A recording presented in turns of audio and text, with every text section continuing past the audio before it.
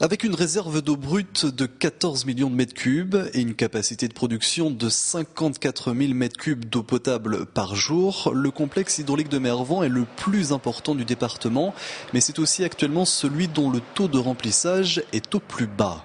Le complexe de Mervent est constitué de 3 barrages principaux, Pierrebrune, Albert et donc le barrage de Mervent. Et aujourd'hui, on a un pourcentage de remplissage qui est aux alentours de 70% et 60% en volume exploitable. Donc cette année, on est un petit peu plus bas que les autres années. 70% du volume total contre 90 à 100% habituellement. Le taux de remplissage est donc anormalement bas, mais paradoxalement logique suite aux travaux réalisés en début d'année. Nous avons, courant janvier et février, été obligés de réaliser des travaux de confortement de ce barrage suite à une demande des services de l'État. Les confortements que vous pouvez voir derrière moi, ce qui fait que donc janvier et février, le barrage est resté à un niveau plus bas que les années précédentes. Un niveau qui aurait dû remonter grâce aux pluies, mais c'était sans compter sur la sécheresse exceptionnelle de ces derniers mois.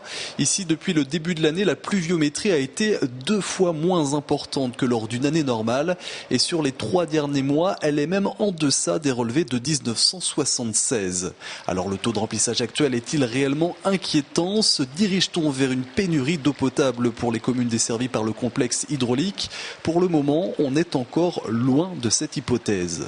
Pour l'eau potable, nous n'avons pas de raison de nous inquiéter à l'heure actuelle sur le complexe hydraulique de Mervent. Jusqu'au mois d'octobre, nous avons la capacité de fournir de l'eau potable. Alors il est quand même à souhaiter que d'ici le mois d'octobre, il vienne un peu d'eau et je le souhaite aussi pour les autres régions et les autres barrages du département. Sinon, je crois qu'on va vers des soucis.